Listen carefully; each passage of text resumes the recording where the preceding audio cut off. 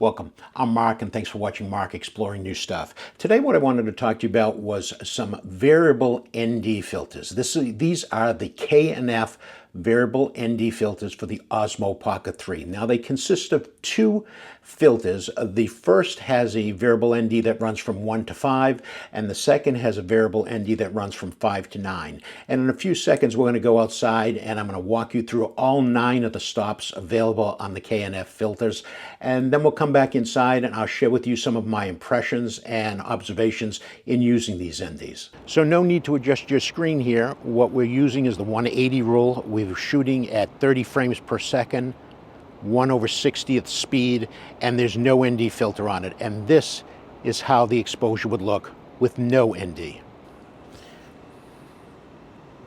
So the first ND I just put on is ND1. This is ND1. This is ND2. And this is ND3. This is ND4. And this is the ND5. We've just taken you through the full range of ND filters that are available on lens number 1. We've got the second lens on right now, and what you're watching is the ND6. Now the second lens starts at ND5. I skipped over that since we already saw ND5 previously, but this lens is doing the ND6. Now what you're watching is ND7. Now what you're looking at is the ND8. And lastly now what we are shooting is, this is the ND9. This is the strongest ND filter that K&F has. Last thing I wanted to show you, this is turned well past the ND9. Not sure what impact that's have on the quality of it. So visually you have to check and make sure what ND you're positioned for. And I'll tell you, the 7, 8, 9 stops on this filter, as well as on the previous filter, the 3, 4, and 5, get awfully close together, and very small movement can change the ND filter.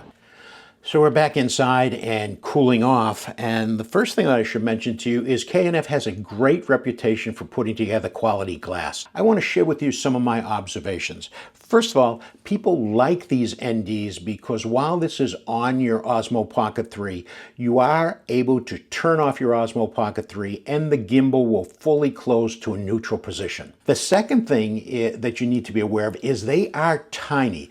I'm going to put in some comparison of comparing the K&F ND filters versus a Polar Pro ND filter. I just want you to see the side-by-side comparison. A difficulty that I have with these lenses is the fact that they are difficult to read. Basically what takes place is you turn this middle dial here to adjust the stops. And it is very difficult, forgive me, old eyes, maybe big fingers, but it is difficult for me to get the correct settings and to maneuver the ND filter without getting an error message. Now, let me show you the error message that can sometimes come up. This error message comes up and it says gimbal protection mode. What happens is if you're trying to manipulate the variable ND or messing with the gimbal too much, it will freeze and go into gimbal mode. All you've got to do is press a button and it'll reset and work fine.